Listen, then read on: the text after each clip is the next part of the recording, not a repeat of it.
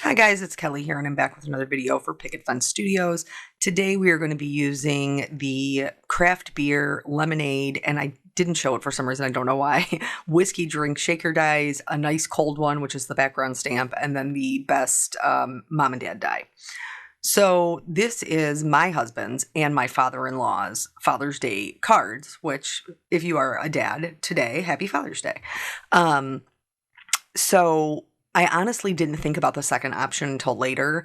When I buy alcohol inks, I typically buy the fun colors. And I was like, I need like a amber brown color. How am I going to get that? And you'll see the second option later on. And maybe that will be an option for you.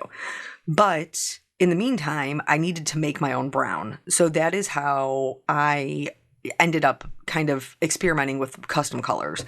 So in order to make brown, if you watch my videos and we talk about color theory, we talk about how we traditionally do not blend complementary colors because they will make brown. So a red and a green, a blue and an orange, a purple and a yellow.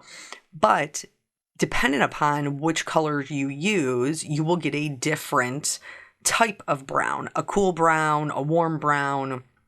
So I started playing around with my complementary colors to try to create this brown. To each of them, I do want to tell you, I added a little bit of yellow since I knew that I was going to be looking for that kind of yellowish amber brown color. So I put down just regular alcohol ink. I didn't use the alcohol mixative. I just used regular alcohol, 90% isopropyl alcohol. And then I put down each color combination, a red with a green, a blue with an orange, and a purple with a yellow, to see which one I liked. And right away, the other two were too warm, so I knew I was going to be going with that blue-orange combination, and that's the one that's in the middle. So that was the one right out the gate. I was like, this is going to be the closest I'm going to be able to get to it. So when you're looking for a specific color that maybe you don't have, start looking at the color wheel and seeing what you can play around with. Like if you have a certain kind of pink that you're looking for, try messing around with your reds and purples. You know, if you have a certain yellow that you're looking for, try messing around with your reds and your oranges. And it, depending upon what kind of yellow it is, you could even mess around with the greens a little bit.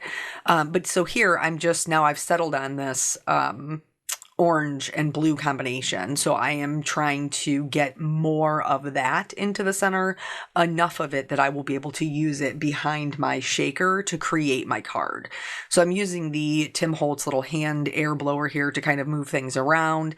This was very wet. And so I moved my desk. Did you hear that loud boom? My apologies. I did end up blotting up some of the liquid of the parts that like I wasn't going to use, like the red, green, and the purple, yellow, because I didn't want to have to wait forever for it to dry. The other thing is, you'll notice as it's spreading to the top, the purple and the yellow, like that purple is, the undertone of it is really becoming quite visible.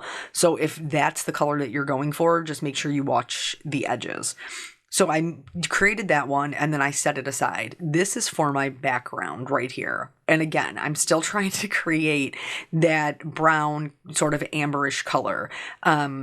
And so I went with a brushed corduroy and ground espresso.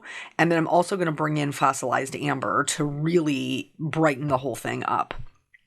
Why did I need such a specific color? I'm so glad you asked. I would love to tell you.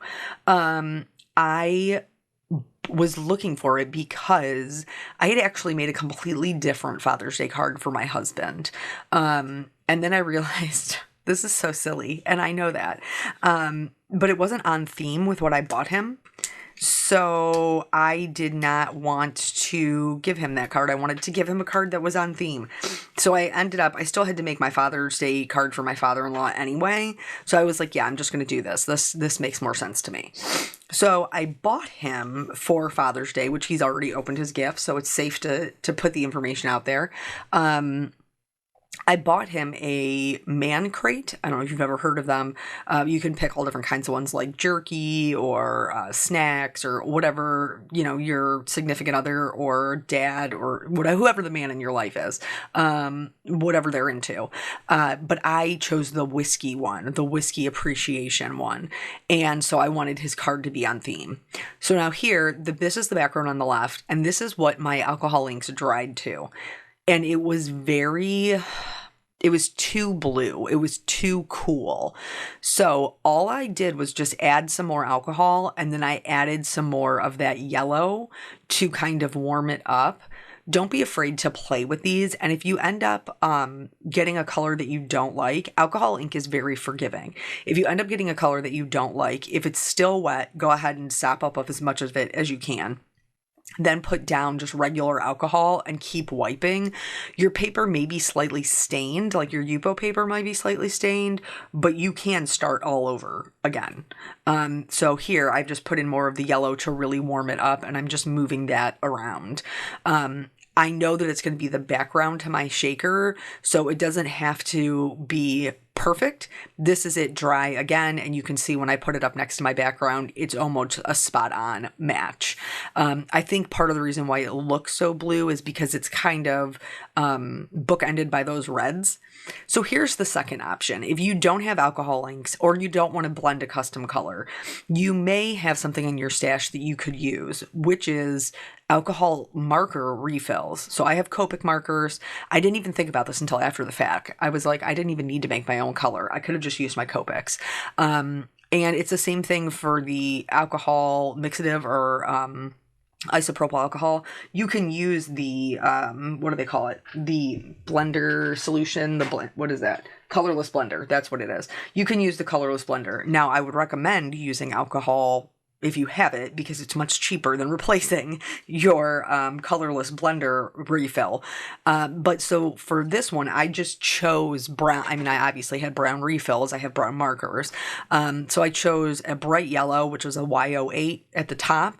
And then I chose consecutively darker warm browns as it moved down the page, because I did still want color variation.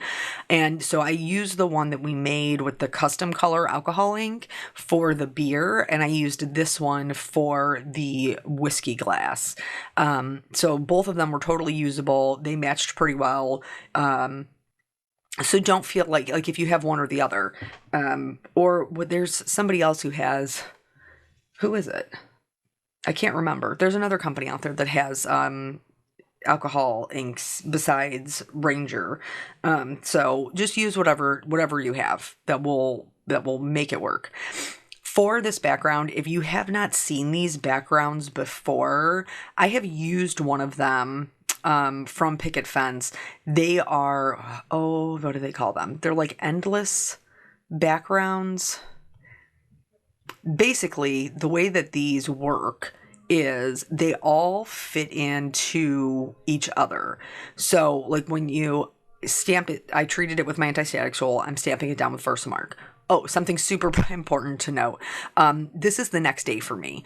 If you're doing it without any breaks, you need to make sure that your ink blending is completely dry, because distress ink is made to emboss with. So if you try to stamp a pattern on there and emboss it, it's going to stick to the wet ink in the background. You have to completely dry the background, check it to make sure no embossing ink sticks to it, and then do your stamping and your embossing. But mine, I had waited overnight, so I knew it was dry. But anywho, I stamped it in the top left-hand corner, and now I'm going to heat emboss it in clear. And this is just to give an added interest. You will be able to see them, but not, I mean, it's a background paper. That's what I'm creating. It's like a background mat.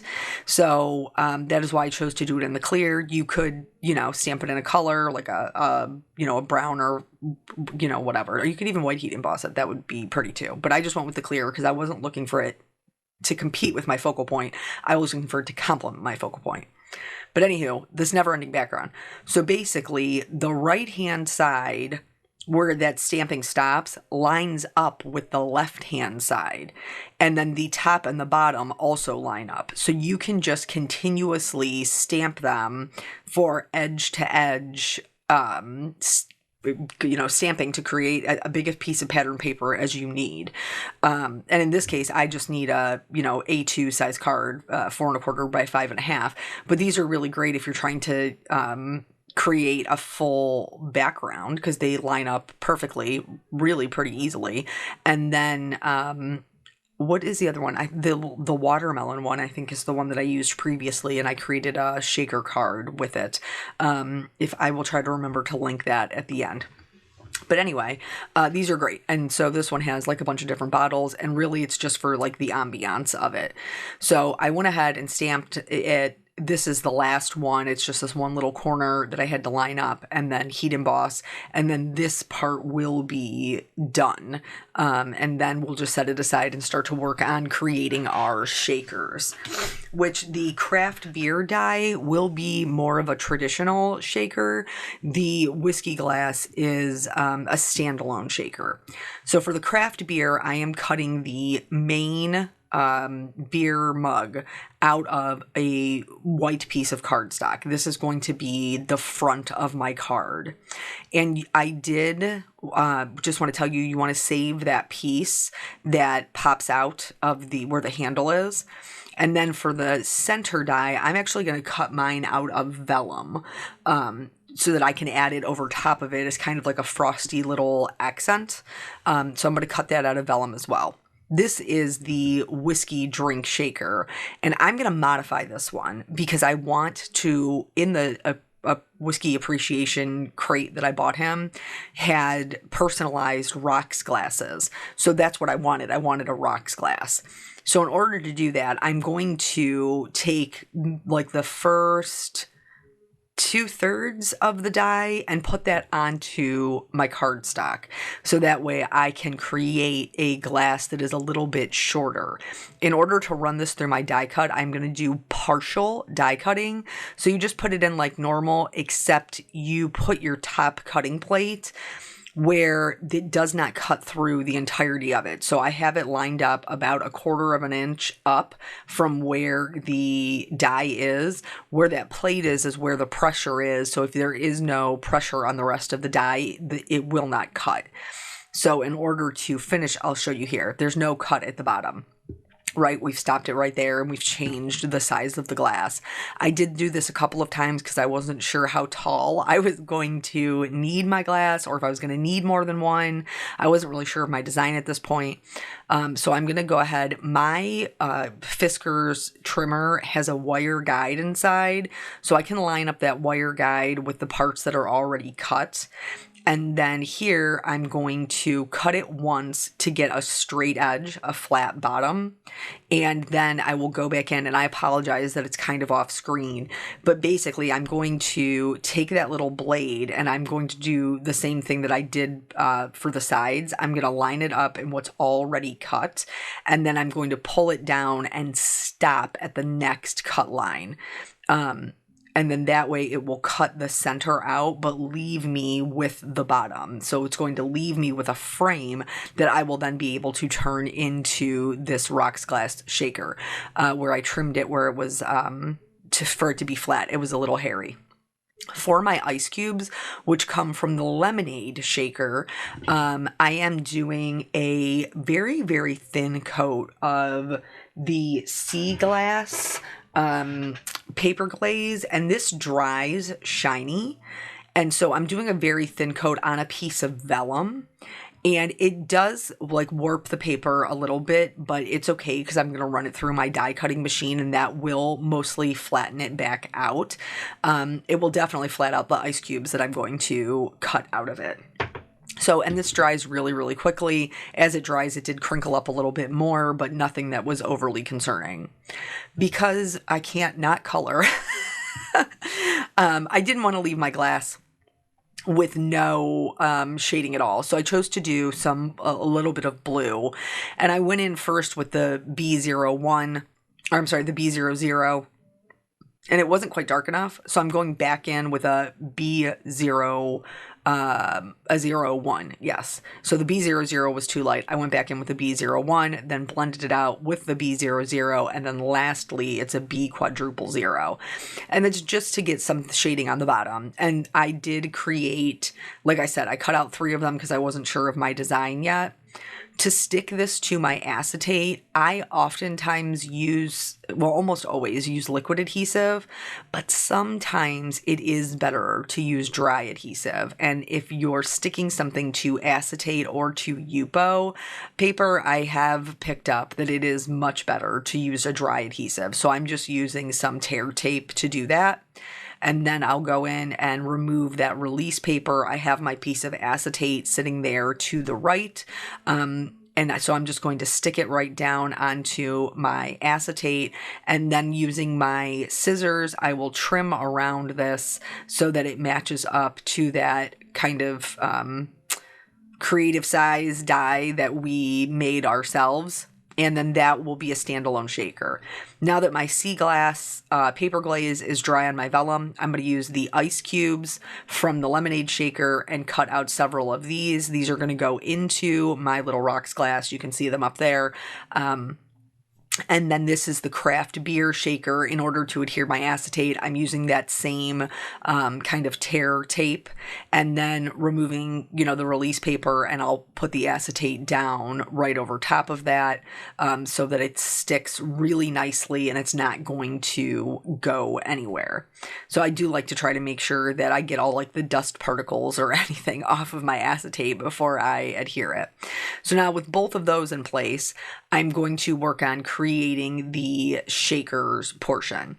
So this piece that you see at the bottom is the piece that we did with the Copic refills, with the marker refills. And this is the back drop for my little whiskey glass. So I'm putting glue on my ice cubes and I'm just doing kind of like the 4 corners. Any adhesive that you put on the back of vellum, at least in my experience, you're going to be able to see at least part of the adhesive, but you have to remember this is part of a shaker. So there's lots of things that will be going on inside the shaker that I don't think anybody is going to notice my little dabs of glue. And I needed to put ice cubes in my drink because I shouldn't say nobody, I guess. There are some people who maybe drink warm liquor, but I don't know any of them. Not that I'm well versed on the subject. I'm not much of a drinker, but I would not deny my husband is definitely a person who appreciated his whiskey appreciation crate. And it came with this, it was really cute actually. It's a crate, it's a real crate, and it comes with like a mini crowbar, so they have to kind of like pry their way into the box, which I think he may have liked just as much, if not more, than the actual gift, because all boys are just grown children and they like to just break into things. So he really did appreciate his. So now that I have my ice cubes glued down, I am just holding this in place and trimming around it so that I can get the correct shape. Nobody is going to see the back of it, so I am not worried if the cutting is a little bit wonky. It's going to go on the card and nobody is ever going to see it. But I do think it came out super cute. I can't wait to put the little shaker bits in it. For this one, because the craft beer is a traditional shaker, meaning it's the shaker shape is the full card, we are going to put down foam tape just like you would with a traditional shaker. The only thing of note is if you have picket fences extra large foam tape, theirs is made much thicker. So whereas like with other types of foam tape, you have to put down 2 layers to create a shaker, with theirs you do not. You only need 1 layer.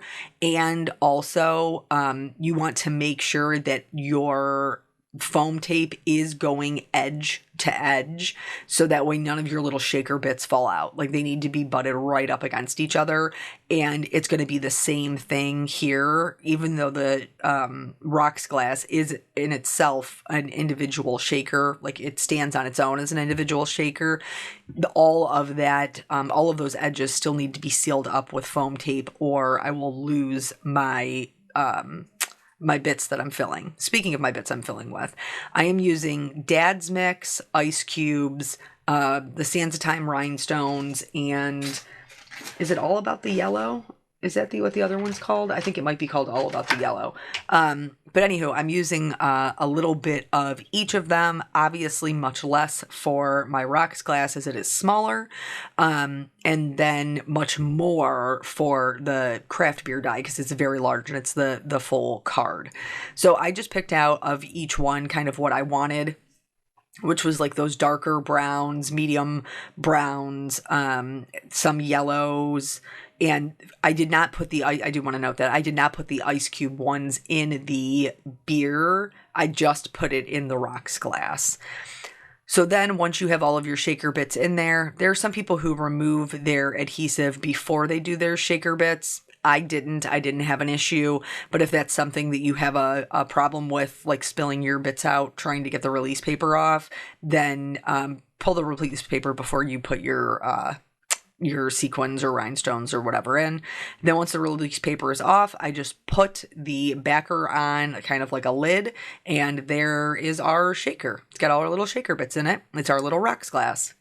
For the beer, I'm going to do the same thing, release all that paper, and then I'm going to put the background. This is the one that we custom colored with the alcohol ink.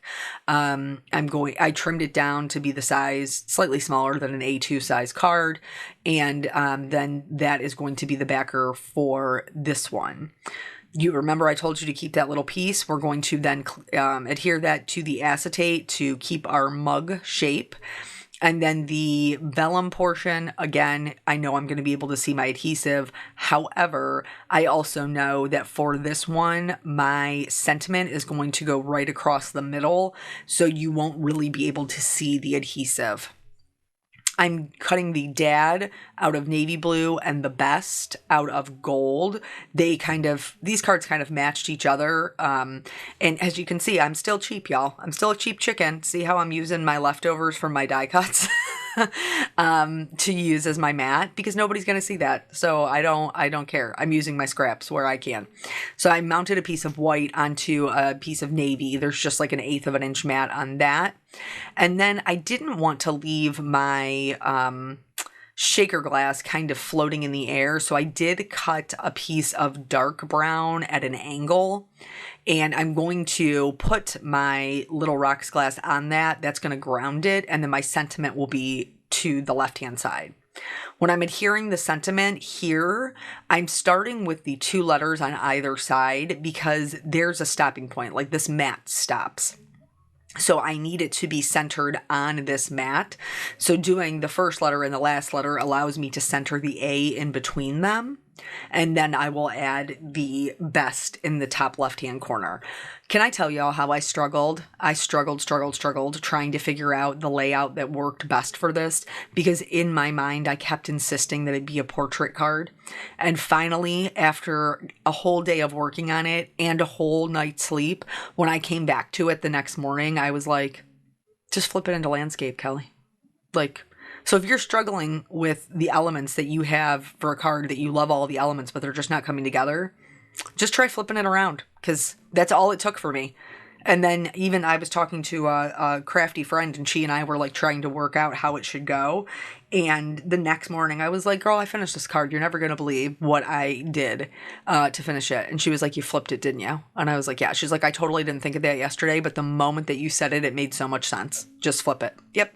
So does that mean my beer bottles for my background are going left to right instead of up and down? Yes. Could I have redone another one? Absolutely. Do I think my husband will notice that my bottles are going in the wrong direction? No, I don't. So I just embraced it because that background was already done. And you guys know how I feel about redoing things. So the gold, I think, is a really nice accent. The Best is done in a really fine script, which I love. It, contrasts that Dad so well. And so I just felt like it was a really good way to just bring in a little bit of extra shine. For the little brown piece, that's acting as my grounding agent, I did have to use just a slightly lower profile foam tape so that everything would be even. I didn't want to it put foam tape behind the whole thing because my shaker's already pretty thick, right? Because it's standing by itself. But I still have like another 2 layers of cardstock. So I just wanted it to be flush with that top layer, with that white layer, and I'll just turn it over and trim that part off. And then that card is nearly done. We just have a little bit of accents. So see on this blue one over here, how I cut my dad out of the back of it, and now I'm gonna use it as my backer piece. Yeah, you save where you can, folks. No judgment here. So this one is, again, another 1/8 of an inch. It is a little bit harder to see this one because the top of the card is so popped up with all of that foam tape, but it is there, and I think you can see it in the pictures. So this one, when I'm adhering the dad, instead of adhering the last letter first and the last letter on either side, this one, because I want it to be centered in my card, I'm actually going to start with the middle letter because I'm trying to center it on this craft beer. So I am going to put down the A first, and then that will allow me to figure out how much room I need to the left and right to put down the D's. So that's just a little helpful trick when you're trying to spell things out. Another thing is, if you have a hard time getting them perfectly straight, which I think we all struggle with from time to time, you can intentionally put them down wonky. And if you do it intentionally, then it's not anything that gives anybody any pause. So the best in the gold went right over top of that one, over that dad, since it's a center focal point. And then for this one over here, I did have a little bit of open space, so I used some gems from the Sands of Time to fill that in. And then I used a clear glitter pen to just go around the edge of the drink. And then that is it for both cards, except for me shaking them, because who can resist? Who can resist shaking a shaker? I do it when I take pictures too. So these were super fun to make. I hope it gives you some ideas on how you can find colors even if you don't own them. Thank you guys so much for joining me. I always appreciate your time, and I will catch you on the next video. Bye.